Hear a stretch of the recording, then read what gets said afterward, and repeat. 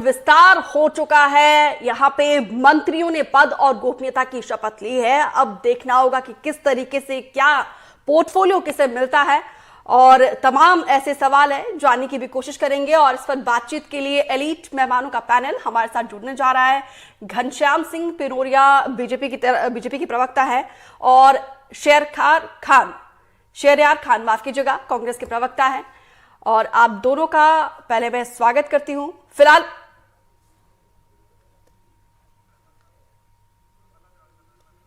तो देखिए, जिस तरह से अभी ये फॉर्मेशन हुआ है, जरूर हम हमें इस पूरे 28 उन चेहरों की, उन 28 मंत्रियों पर चर्चा करेंगे, उनके प्रोफाइल से लेकर जिस तरह के समीकरण थे, जो खबरें थी पहले मोहन कैबिनेट के, उन तमाम चेहरों पर हम चर्चा करेंगे। अलग अलग हमारे सहयोगी भी बनेंगे, उनसे हम रीजन वाइज समझने की कोशिश करेंगे कि मध्य प्रदेश के जिन रीजन से इन्हें चुना गया है, मोहन कैबिनेट में जगह दी गई है, कितनी महत्वाकांक्षाएं रहेगी, कितनी इंपॉर्टेंट लीडरशिप के तौर पर बीजेपी ने डेवलपमेंट किया है, प्रयोग किया है। हमारे 2 से 3 वरिष्ठ सहयोगी भी जुड़ रहे हैं। महाकौशल से संजीव चौधरी साहब, ग्वालियर चंबल से देव साहब। सबसे पहले संजीव जी, आपसे मैं इसलिए समझना चाहूंगा क्योंकि 5 महिलाएं नेत्रियों ने शपथ ली है कैबिनेट में, जिनमें से 2 तो आदिवासी से आती है। संपत्तिया उइके और निर्मला भूरिया, इन दोनों के नामों को लेकर जो खबरें थी उस पर मुहर लगी है। संपत्तिया उइके आती है, निर्मला भूरिया आती है, शपथ लेती है। महाकौशल से राकेश सिंह को भी मिल गया प्रतिनिधित्व, प्रहलाद सिंह पटेल को भी मिल गया। तमाम चेहरे यानी जो चर्चा हम कर रहे थे, महाकौशल से तो भर के कैबिनेट में जगह मिली है मंत्रियों को। महाकौशल ने भर के सीटें भी दी हैं भारतीय जनता पार्टी के 2023 के चुनाव में। तो उम्मीद तो की जा रही थी कि महाकौशल से मुख्यमंत्री मिलेगा, लेकिन मुख्यमंत्री तो एक ही होता है, इसलिए उसको जो लोगों को खुश करने के लिए, और अभी पूरा जो टारगेट है वो 2024 है, तो महाकौशल से फिर उतने ही 2024 के लोकसभा चुनाव में वोट मिले और सांसद जीत के आए, उसकी तैयारी भी इस मंत्रिमंडल में, और जिस तरह से लोगों को स्थान दिया जा रहा है, महिला, दलित, आदिवासी, ब्राह्मण, लोधी, सभी जो धर्म और संप्रदाय के लोग हैं, उनको खुश करने की कोशिश की जा रही है। कोई भी नाराज ना रहे, क्योंकि सबसे बड़ा टारगेट है अब 2024 के जो लोकसभा चुनाव होंगे, उसको ध्यान में रख के रोड मैप बनाया गया है। और मुझे ऐसा लगता है कि इतने दिन लगे मंत्रिमंडल के गठन पर यही कारण था कि हर एक सीट पर एक मंत्री पद पर एक रीजन को देखकर बहुत सोच विचार करके ये मंत्रिमंडल का गठन किया गया है, ताकि हर एक वोट का उपयोग 2024 में किया जाए, हर एक मंत्री के प्रभाव का, हर एक विधायक के प्रभाव का उपयोग किया जाए। तो ये तो जो महिलाओं की बातें हैं, चूँकि 50% आबादी महिलाओं की है, फिर भी 5 महिलाओं को स्थान मिला है। लगता तो कम है, यानी लेकिन जो सूखा था जो उससे ये महिलाएं जीत सूखे के को आई खत्म हैं, कर दिया इन सभी मंत्रियों को बनाकर, महाकौशल से इतना सारा प्रतिनिधित्व देकर। बिल्कुल बिल्कुल दीपक, आप सही कह रहे हैं कि पिछली बार जो सूखा था मध्य प्रदेश में, उसको तो इस बार गीला कर दिया है, सूखे को ख़त्म कर दिया है। अच्छी बारिश की है मंत्रियों की, तो खुशी की लहर भी है। हमारे शहर में तो अभी फटाके फूटने लगे हैं, मिठाइयाँ बंटने लगी हैं। तो तैयारियाँ थी कि मंत्री जैसे ही घोषित होता है वैसे ही लोग खुशियाँ मनाने लगे। तो राकेश सिंह चूँकि जबलपुर के सांसद रहे हैं 4 बार के, तो उनकी जीत और उनकी मंत्री बनने से यहाँ पर चारों तरफ उत्साह का माहौल है। चलिए, तो बिल्कुल यहाँ पे अब मौसम के हिसाब से जिस तरीके से सर आप कह रहे थे कि बारिश हुई है, तो कुल मिलाकर सबको साधने की कोशिश की गई है। लेकिन शामिली जी, आपसे सवाल मैं ये पूछना चाहूंगी, किस तरीके से आप इस पूरे मंत्रिमंडल को देखते हैं और 24 के लिहाज से कैसे आप आकलन करेंगे? देव साहब, सवाल आपसे है, जो मेरी सहयोगी दीपिका पूछ रही है। जी, मैं भी इस पे एड ऑन कर रहा हूं। सिंधिया तो बहुत खुश होंगे आज, क्योंकि गढ़ है सिंधिया का ग्वालियर। तुलसीराम सिलावट हो या फिर प्रद्युम्न सिंह तोमर हो, इंदल सिंह कंसाना, गोविंद सिंह राजपूत, फहरिस्त तो लंबी है, गिफ्ट मिल गया है। नहीं, देखिए, सिंधिया के लिहाज से अगर देखेंगे तो ये बहुत उनके लिए कोई बहुत खुशखबरी की बात है नहीं, जश्न की बात नहीं है, क्योंकि पूरे अगर हम केवल ग्वालियर चंबल संभाग की भी बात कर लें तो ग्वालियर चंबल संभाग से जो 4 मंत्री बनाए गए हैं उनमें से एकमात्र मंत्री प्रद्युम्न सिंह तोमर हैं जो उनके बनाए गए हैं, जबकि इससे पहले ओपीएस भदौरिया, सुरेश राठखेड़ा, ब्रजेंद्र यादव और इमरती देवी उनकी मंत्री रह चुकी थी। लेकिन इस बार जो 4 मंत्री बनाए गए हैं उसमें नारायण सिंह कुशवाहा बीजेपी के कोटे के हैं, राकेश शुक्ला बीजेपी के कोटे के हैं, आपका ऐदल सिंह कंसाना आए भले ही उन 22 लोगों में से थे जिन्होंने सरकार गिराई थी, लेकिन वो सिंधिया के कोटे के कतई नहीं है दीपक। और प्रद्युम्न सिंह तोमर उनके, हाँ ये संतोष की बात है कि राजपूत, गोविंद राजपूत और जो है तुलसी सिलावट, इनको फिर स्थान मिल गया है। लेकिन डॉक्टर प्रभुराम चौधरी जैसे कट्टर सिंधिया के समर्थक इस बार स्थान नहीं पा सके हैं। तो ग्वालियर चंबल इस मंत्रिमंडल से कोई बहुत संतुष्ट खुश नजर नहीं आएगा, क्योंकि 2020 में जब सरकार शिवराज सिंह ने बनाई थी उस समय ग्वालियर चंबल के पास 11 मंत्री थे। जब उनमें से 3 उपचुनाव में हार गए तो उसके बाद भी हमारे पास 8 मंत्री थे, लेकिन अब हमको सिर्फ 4 मंत्रियों से संतोष करना पड़ेगा। ये माने हम देव साहब की संजीव जी जो कह रहे थे कि गिफ्ट मिल गया है, महाकौशल को भर दिया गया है, थोड़ा सा मंत्रियों का कैपेसिटी संख्या जो शिवराज सरकार में थी उसे शिफ्ट करके ग्वालियर चंबल से महाकौशल में डाल दिया है। बिल्कुल बिल्कुल, महाकौशल ने जो दंश भुगता पिछले चुनावों में 2020 के बाद और उसके पहले की भी सरकार में, तो इस बार उनकी जो कमी है उसको पूरा कर दिया गया। उनको पर्याप्त मात्रा में मंत्रिमंडल में स्थान दिया गया। लेकिन ग्वालियर के लिए कोई बहुत ज़्यादा जो है सुखद नहीं है। ग्वालियर शहर से हमेशा 3 मंत्री रहते थे, लेकिन इस बार जैसे कई जिले खाली पड़े हैं। शिवपुरी से कोई, मतलब शिवपुरी लोकसभा क्षेत्र तो पूरा का पूरा खाली पड़ा, गुना शिवपुरी खाली पड़ा है, गुना से कोई नहीं है, शिवपुरी से कोई नहीं है, अशोकनगर से कोई नहीं है। तो इस तरह से जैसा कहा जा रहा था कि हर लोकसभा क्षेत्र से कम एक जो है मंत्री देंगे, लेकिन ऐसा दिखाई दिया नहीं। ग्वालियर से 2 मंत्री हैं, मुरैना संसदीय क्षेत्र से भी है, दतिया से, लेकिन शिवपुरी गुना पूरा का पूरा छोड़ दिया गया है। तो दीपक जो है, हालांकि अच्छी बात यह है कि 4 मिले हैं, लेकिन चारों कैबिनेट मंत्री मिले हैं। और मुझे अभी भी जैसी राजनीतिक गलियारों में चर्चा है कि जल्दी एक छोटा मंत्रिमंडल का विस्तार और होगा और इसमें ग्वालियर चंबल संभाग से कम 3 राज्य मंत्री बनाए जाएंगे। चलिए, ये भी एक चीज देखने वाली बात है। अगर ग्वालियर चंबल से इतना नहीं मिला है प्रतिनिधित्व, तो उसका बड़ा कारण यह भी है कि 2018 के चुनाव में बीजेपी का जो प्रदर्शन रहा था, इस चुनाव में कुछ खास नहीं कर पाई। ग्वालियर चंबल की 34 सीटों में बीजेपी ने सिर्फ 1 सीट और बढ़त हासिल कर ली, लेकिन इतना अच्छा प्रदर्शन ग्वालियर चंबल में बीजेपी का नहीं रहा जो अपेक्षा पार्टी कर रही थी या जो प्रदर्शन की इच्छा थी। शहरयार खान और बीजेपी के मेहमान घनश्याम पिरोनिया जी भी हमारे साथ जुड़े हैं। पॉलिटिकल रिएक्शंस अब हम ले लेते हैं। सबसे पहले खान साहब, बहुत स्वागत है आपका। विपक्ष में जरूर हैं आप, लेकिन अब मोहन कैबिनेट का विस्तार हो गया है। अगले 5 सालों के लिए मध्य प्रदेश का विकास का रोडमैप इन चेहरों के हाथों में होगा जिन्होंने अभी अभी शपथ ली है। क्या कहेंगे? मालवा निमाड़ में तो कैलाश विजयवर्गीय, तुलसी सिलावट, अच्छा खासा प्रतिनिधित्व मिला है, लेकिन आप जहां से आते हैं मध्य भोपाल से, वहां से कृष्णा गौर हो या फिर तमाम विश्वास सारंग हो, इन्हें भी तो मौका दिया है। इस कैबिनेट पर आपका पहला ओपनिंग रिमार्क खान साहब। मैं हमारे सारे मंत्रियों को बधाई देता हूं कि जो सरकार में उनको भूमिका मिलने जा रही है मंत्रालयों की, आज मंत्रिपरिषद की में उन्होंने शपथ ली है, तो उसको बहुत बहुत बधाई।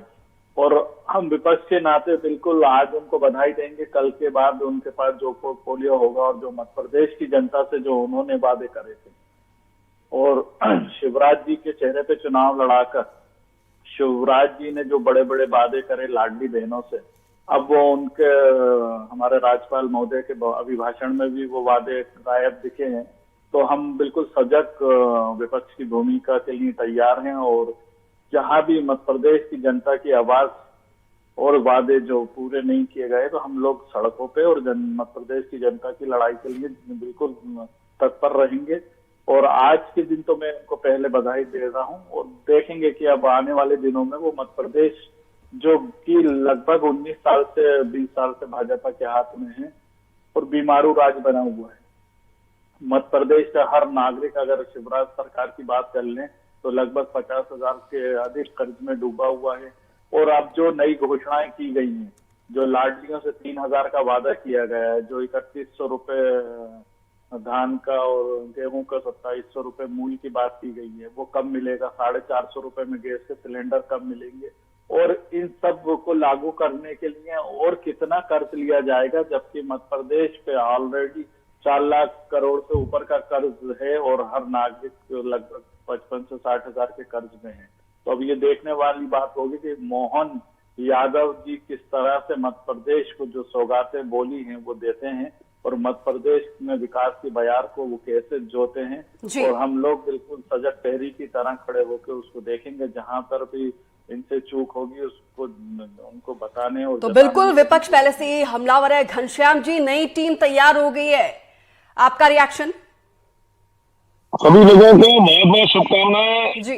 और मुझे लगता है कि माननीय प्रधानमंत्री नरेंद्र मोदी जी का जो सोच है, सबका साथ, सबका विकास, सबका प्रयास और सबका विश्वास, ये ध्यान में रख करके सभी पूरे के पूरे मध्य प्रदेश से सभी लोगों की राय मशवरा करके माननीय मुख्यमंत्री जी ने जो मंत्रिमंडल बनाया है जी, वो मुझे लगता है संपूर्ण मध्य प्रदेश के जिस प्रकार के विकास की योजनाएं भारतीय जनता पार्टी के संकल्प पत्र में थी, उसको अमली जामा पहनाने का काम करेगा, उसको पूर्णता दिलाने का काम करेगा।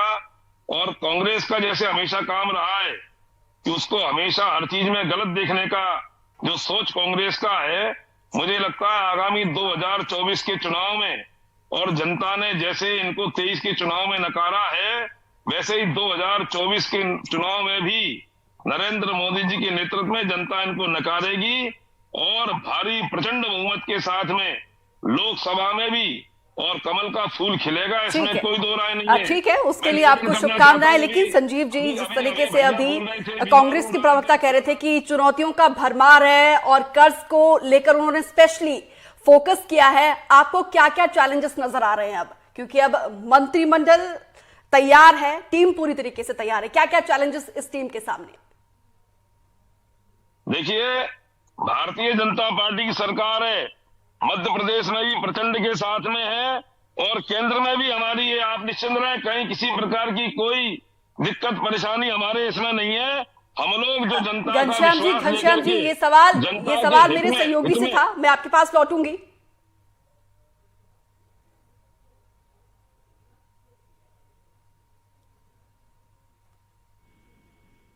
आ गई है हर तरह से, तो अब इसे अपने खर्चों के पे कुछ लगाम लगानी होगी और कुछ आय के साधन बढ़ाने होंगे, तभी मध्य प्रदेश का चहुमुखी विकास हमें आपको देखने मिलेगा। क्योंकि कर्ज लेकर बहुत दिनों तक अर्थव्यवस्था को नहीं चलाया जा सकता, ये सब जानते हैं। तो अब मोहन यादव जी के सामने एक बहुत बड़ी चुनौती होगी और जो अगला हमारा वित्त मंत्री बनेगा, जो भी आज कैबिनेट के मंत्री चयन किए गए हैं उन्हीं में से कोई वित्त मंत्री बनेगा, तो उसके सामने भी एक चुनौती होगी। फिर हमें इस बात पे भी ध्यान रखना होगा कि जो हमें केंद्र सरकार से अभी हमें पैसे लेने हैं, बहुत सारे मध्य प्रदेश के अभी ड्यूज़ हैं, उन्हें भी वापस लाना होगा। कुछ अलग से, चूंकि डबल इंजन सरकार कही जाती है, तो प्रधानमंत्री जी को भी इस बात के लिए राजी करना होगा कि कुछ बड़ी परियोजनाओं के लिए और कुछ अन्य कामों के लिए अलग से मध्य प्रदेश को कुछ पैकेज मिले, ताकि हम कर्ज ना लेकर मध्य प्रदेश का विकास केंद्र सरकार के सहयोग से कर सके। तो ये तो सबसे बड़ी चुनौती है। दूसरी जो चुनौती है वो जो लगातार शिवराज सिंह चौहान घोषणाएं करके गए हैं, चाहे वो लाडली बहिना हो, लाडली लक्ष्मी हो, कर्मचारियों को पैकेज देने की बातें हो, तो उन सबको भी जब हम एक साथ एक समन्वित रूप से देखेंगे तो ये देखेंगे कि एक बहुत बड़ा बोझ मध्य प्रदेश की इकोनॉमी पे आ रहा है। तो इन सब चीज़ों को यदि बहुत ध्यान से अर्थशास्त्रियों की मदद से अगर इन्हें नहीं प्लान किया गया तो मुश्किलें आएंगी सरकार चलाने में। और जो विकास कार्य चारों तरफ चल रहे हैं, होता यही है कि जब हम बहुत ज़्यादा योजनाओं पे खर्च करने लगते हैं तो विकास कार्य कहीं ना कहीं रुकते हैं। तो जो सड़कें बन रही हैं, डैम बन रहे हैं, जो सब काम बड़े बड़े चल रहे हैं, उन पे किसी तरीके का कोई अवरोध ना आए और उसके साथ साथ योजनाओं पे भी चलता रहे। क्योंकि एक महिलाओं ने जो वोट दिया है वो 1250 रुपए के लिए वोट नहीं दिया, उनकी इच्छा है कि उन्हें 3000 रुपए महीने मिले। तो अब जो 3,000 रुपये महीने तक क्रमशः आगे चलने के लिए था कि थोड़ा थोड़ा पैसा हम बढ़ाते जाएंगे, तो इस तरफ भी ध्यान देना पड़ेगा कि क्या वो 1250 ही रहेगा कि जो शिवराज सिंह चौहान घोषणा करके गए हैं कि वो 3,000 रुपये अपनी लाडली बहनों को देंगे। बिल्कुल बिल्कुल। तो क्या मध्य प्रदेश की इकोनॉमी उस 3,000 के लिए? क्योंकि बीइंग अ वुमेन इस कैबिनेट को आप किस तरीके से देखते हैं, ये सवाल मैं इसीलिए पूछ रही हूं क्योंकि आधी आबादी ने जो एक बड़ी भूमिका यहाँ पे इस बार निभाई है, उम्मीदें भी ज्यादा होंगी और उस उम्मीदों को पूरा करना भी एक कहीं ना कहीं बड़ा चैलेंज होगा। बिल्कुल दीपिका, देखिए ये जैसा कि अभी संजीव जी ने बताया कि जो महिलाओं ने बम्पर वोटिंग किया है और जो गेम चेंजर बना है लाडली बहना योजना, उस बहन उन्होंने जो 1200 या 1500 रुपए मिल रहे थे उसके लिए वोट नहीं किया, बल्कि उन्होंने 3,000 रुपए के लिए वोट किया है जो क्रमशः बढ़ाया जाना है। हालांकि ये एक बड़ी चुनौती मध्य प्रदेश सरकार के खजाने पर और उसके कंधों पर बड़ी चुनौती रहेगी कि वो इसको आर्थिक रूप से कैसे मैनेज करती है। दूसरा, मध्य प्रदेश में अगर हम एनसीआरबी के आंकड़े देखेंगे तो महिलाओं पर होने वाले अपराध सर्वाधिक होते हैं। रेप की घटनाएं हो, छेड़छाड़ की घटनाएं हो या फिर उनको प्रताड़ित करने की घटनाएं हो, तो उनको अंकुश लगाकर केवल मंत्रिमंडल में कुछ महिलाओं को मंत्री बनाने से उनकी समस्या का समाधान या उनका मन नहीं भरेगा। उनको उस पर दिखाई भी देना चाहिए। वो तो महिलाओं को प्रतिनिधित्व देकर सरकार ने ये कोशिश दिखाने की कोशिश की है कि महिलाओं का उनको ख्याल है, लेकिन न केवल उन महिलाओं को बल्कि पूरी की पूरी डॉक्टर मोहन यादव की सरकार की ये जिम्मेवारी है कि उनकी सुरक्षा का और उनके जो है ना रोजगार का, दोनों चीजों का व्यवस्था करें। और रोजगार पर जाती हैं तो फिर उनके लिए जो व्यवस्था, जो सुरक्षा व्यवस्था है वो सुनिश्चित करें, क्योंकि एनसीआरबी की महत्वपूर्ण बात आप कह रहे हैं देव साहब, और इसका बिल्कुल ख्याल पार्टी को और खासतौर पे मोहन सरकार को रखना होगा जो चेहरे उनके साथ शामिल है। इस वक्त हम रुक करेंगे राजधानी भोपाल का। हमारी सहयोगी अमृतांशी जोशी हमारे साथ जुड़ रही है, उनसे जरा जल्दी अपडेट ले लेते हैं वहां क्या हलचल है। राजभवन के बाहर अब नेताओं का, मंत्रियों के निकलने का सिलसिला शुरू होगा। कौन है आपके साथ अमृतांशी, जरा बातचीत करिए। बिल्कुल, देखिए पहली बार उदयपुरा से विधायक बने नरेंद्र शिवाजी पटेल हमारे साथ मौजूद है। आप हमारे चैनल पर लाइव है, पहली बार अब विधायक बने हैं। कभी उम्मीद थी कि विधायक बनेंगे और अब सीधा मंत्री पद का दर्जा? शिवाजी, देखिए बहन, जिस दिन मैंने राजनीति में काम करना शुरू किया था उस दिन मेरी केवल 16 साल की अवस्था थी और एक पोलिंग एजेंट बना था। उस दिन तो कुछ भी बनने का नहीं सोचा था, कोई भी ऐसा सपना नहीं था। लेकिन जिस तरह से भारतीय जनता पार्टी आगे बढ़ाते गई, मंडल में, जिले में, प्रदेश में और राष्ट्रीय स्तर पर भी युवा मोर्चा में दायित्व दिया। आज पंडित दीनदयाल उपाध्याय जी की जयंती पर मेरे को टिकट दिया और आज हमारे पूर्व प्रधानमंत्री आदरणीय अटल बिहारी वाजपेयी जी की जन्म तिथि पर इतना बड़ा दायित्व दिया है, तो मैं समझता हूं कि जो हमारे पूर्वज, हमारी पार्टी के पूर्वज नेताओं ने जो मापदंड स्थापित किए हैं, जो शुचिता की राजनीति इस देश में स्थापित की है, अटल बिहारी वाजपेयी जी ने जो सुशासन की राजनीति स्थापित की है, उनके पद चिन्हों पर चलने का प्रयास करेंगे। एक सवाल यह है कि कार्यकर्ता जो एक सह मीडिया प्रभारी थे, हमने आपको शुरू से देखा है मीडिया के उसमें एक नॉर्मल सा पद और सीधा मंत्री का पद, क्या कैसे देखते हैं कि कितना बड़ा मैसेज है? देखिए, निश्चित रूप से ये भारतीय जनता पार्टी के कार्यकर्ता अच्छे से जानते हैं कि भारतीय जनता पार्टी में प्रत्येक कार्यकर्ता की योग्यता और क्षमता के अनुसार, समय अनुसार उनको दायित्व दिया जाता है। तो मैं समझता हूं कि भारतीय जनता पार्टी कब क्या कर सकती है, जैसा हमको सुनने में भी आया, तो निश्चित रूप से भारतीय जनता पार्टी देश में शुचिता की राजनीति स्थापित करने के लिए, सुशासन स्थापित करने के लिए निश्चित रूप से नए नए नवाचार करती है, जिसमें से किसको भी मान सकते हैं। छोटा सा सवाल, प्राथमिकता क्या रहेगी, किस पोर्टफोलियो की उम्मीद कर रहे हैं? देखिए, निश्चित रूप से पोर्टफोलियो तय करना माननीय मुख्यमंत्री जी का विशेष अधिकार है। जो दायित्व देंगे उसको करूंगा। पहली प्राथमिकता पंडित अटल बिहारी वाजपेयी जी के पद चिन्हों पर चलने का सुशासन स्थापित करने की दिशा में हम प्रयास करेंगे। नरेंद्र शिवाजी पटेल मौजूद है हमारे साथ, पहली बार के विधायक हैं। हमने इनको देखा है कि ये सह मीडिया प्रभारी रहे हैं और उदयपुरा से खड़े हुए विधायक बने और विधायक बनकर देखिए पहली बार के विधायक, जो मिथक चल रहा था दीपक कि पहली बार के जो विधायक है उनको मंत्री नहीं बनाया जाएगा, उसका शायद ये मिथक टूटता हुआ नजर आ रहा है। और हमने जिनसे सबसे पहले बातचीत की है वो नरेंद्र शिवाजी पटेल ही थे और उदयपुरा से विधायक बनकर देखिए अब सीधा राज्य मंत्री के पद पर है। हालांकि पोर्टफोलियोज जो हैं वो अभी डिसाइड होने हैं, लेकिन कहीं ना कहीं कार्यकर्ताओं को एक बड़ा मैसेज गया है और खासतौर से जो लगातार संगठन से जुड़े हुए नेता हैं उनको किस तरीके से बीजेपी आगे बढ़ाती है, एक बहुत बड़ा मैसेज है। चलिए, आप हलचल पर नजर रखिए और कोई मंत्री मिलता है तो जरूर बात करिएगा, हमारा संवाद करवाइएगा। नजरें बनाए रखिए। अमृतांशी के साथ नरेंद्र शिवाजी पटेल जुड़े। चलिए वापस चर्चा की तरफ लौटते हैं। घनश्याम जी, मेरी आपसे एक शिकायत है मेरी नहीं है, इनफैक्ट ये विंध्य की जनता की हो सकती है कि शुरू से बीते कई सालों से विंध्य इस बात की अपेक्षा करता आया कि आखिर हमारे यहां से प्रतिनिधित्व कब मिलेगा, मंत्रियों की संख्या कब बढ़ेगी। ठीक है, आपने राजेंद्र शुक्ला को तो उप मुख्यमंत्री बना दिया, लेकिन कुछ खास संख्या जो थी कि शायद विंध्य से 4 से 5 मंत्री बनाए जाएंगे, ऐसा दिखा नहीं। जबकि विंध्य ने तो आपको भर भर के वोट दिए हैं। ऐसा नहीं लगता विंध्य के साथ अभी भी कुछ नाइंसाफी हुई है? देखिए, हमारा वरिष्ठ नेतृत्व है, हमारे जो नीति निर्धारक लोग हैं और माननीय प्रधानमंत्री जी से लेकर के हमारे राष्ट्रीय अध्यक्ष और प्रदेश अध्यक्ष से लेकर संगठन की जो काम करने वाले हमारा सारा वरिष्ठ नेतृत्व है, ये सब विचार करके ही और निर्णय लेते हैं। और मुझे लगता है आने वाले समय में और अच्छा होगा। मैंने कहा ना, प्रधानमंत्री जो कहना सबका साथ सबका विकास, कहीं किसी क्षेत्र को ना तो छोड़ा जाएगा और ना कहीं किसी के साथ में और कोताही बरती जाएगी। पूरे मध्य प्रदेश को जिस प्रकार से हम लोग चाहते हैं स्वर्णिम मध्य प्रदेश के रूप में, वो स्वर्णिम मध्य प्रदेश हम सब लोग बना करके छोड़ेंगे और उसमें कहीं कोई कसर नहीं छोड़ी जाएगी। तो आदिवासी और ओबीसी को जो तरजीह दी है, ब्राह्मण नाराज तो नहीं होगा, विंध्य नाराज तो नहीं होगा? नहीं, आप देखिए ना, सामने कहा ना, हमने हमारी सरकार में सबका प्रतिनिधित्व है। कोई उप मुख्यमंत्री है, कोई मंत्री है, सब वर्गों का कल्याण करने का काम, सब वर्गों को उसमें प्रतिनिधित्व देने का काम जो है वो भारतीय जनता पार्टी की सरकार में हुआ है। और मैं तो हमेशा, मैं भी अनुसूचित जाति वर्ग से आता हूं, आप अंदाजा लगाओ, अनुसूचित जाति वर्ग का कल्याण अगर, और पिछड़े वर्ग का कल्याण और अनुसूचित जनजाति वर्ग का कल्याण, सबका कल्याण करने का काम आप देखेंगे जितनी योजना बनी है।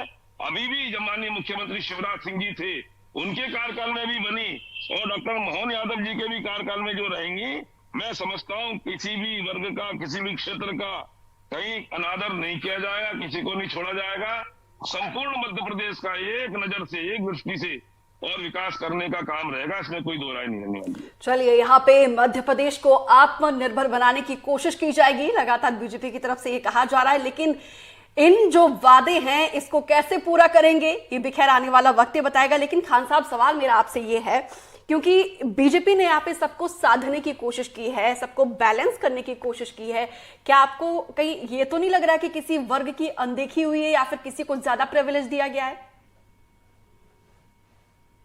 देखिए, मुख्यमंत्री का विशेष अधिकार होता है अपना मंत्रिपरिषद का चयन करना जी। लेकिन हमने देखा 3 तारीख को जब रिजल्ट आए उसके बाद मुख्यमंत्री बनने में लगभग 12 दिन लगे और दिल्ली से एक रबर स्टाम्प मुख्यमंत्री को मध्य प्रदेश पे बनाया गया, जो कि कहीं पर भी किसी की उम्मीद पर खरे नहीं थे। आपने शिवराज सिंह चौहान का नाम और उनके चेहरे पे चुनाव लड़ा और लाडली बहनों का जोर शोर से प्रचार प्रसार कराया और लाडली बहनों ने उसके हिसाब से जो अभी निकल के आता है कि उससे फायदा भाजपा को मिला। और उसके बाद तुरंत आपने जब मुख्यमंत्री का चयन आया तो वो चेहरे को ही हटा दिया, जो मध्य प्रदेश ने विश्वास करके एक बार फिर से भाजपा के साथ लाडली बहनें गई थी और उनके चेहरे पे उन्होंने वोट करा था।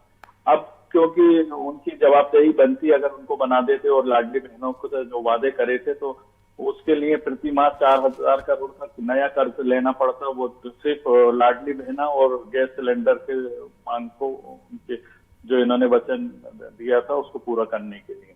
अब इनकी नियत में खोट है। राज्यपाल के अभिभाषण में भी लाडली हैं गायब हैं और गैस सिलेंडर का भी कोई जिक्र नहीं हुआ।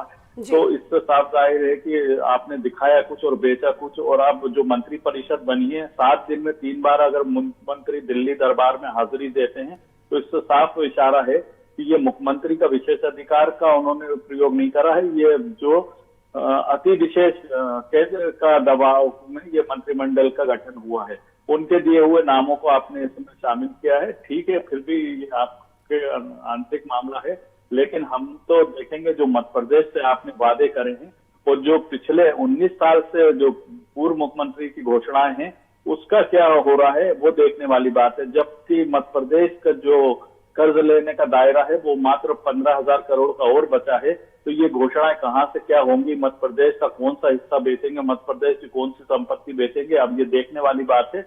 निश्चित ही हम लोग लोकसभा चुनाव सर पे हैं, ये सारे मुद्दों के साथ आएंगे। आपने बिंद में ब्राह्मण समाज की उपेक्षा करी है, आपने बिंद से आपको 2018 में भी भर के समर्थन मिला था, 2023 में भी मिला, उसके बाद ये उपेक्षित करना क्योंकि मैं जन आक्रोश यात्रा में भिंड और महाकौशल में घूमा था, और जिनको एक को आपने मंत्री बनाया है मंडला से संपत्ति हुई के, उनका भी आज पहला दिन है। अब वो देखें उनके कार्यकलाप क्या निकल के आते हैं। उनके जो पुत्र साहब हैं उनके वहां पर मेरे को कई किस्से सुनने को मिले। तो अगर इस तरह का दागदार मंत्रिमंडल आपने गठित किया है तो इससे मध्य प्रदेश का विकास नहीं, मध्य प्रदेश को और आप लूटने की कगार पे ले जाने के लिए ये गठन होता। तो बिल्कुल कांग्रेस पहले से काफी ज्यादा एग्रेसिव नजर आ रही है, हालांकि बीजेपी पूरी तरीके से आत्मविश्वास से लबरेज है और 24 के लिहाज से भी बीजेपी पूरी तरीके से अब एक्टिव हो चुकी है। मंत्रिमंडल में किससे क्या पोर्टफोलियो मिलेगा, किसको क्या इंपॉर्टेंस मिलेगी, किससे क्या जगह मिलेगी, अब इसी पर भी हम लगातार बातचीत करेंगे। फिलहाल यहाँ पे रुक रहे एक और छोटे से ब्रेक के लिए, कहीं मत जाइएगा, बने रहिएगा एनडीटीवी के साथ।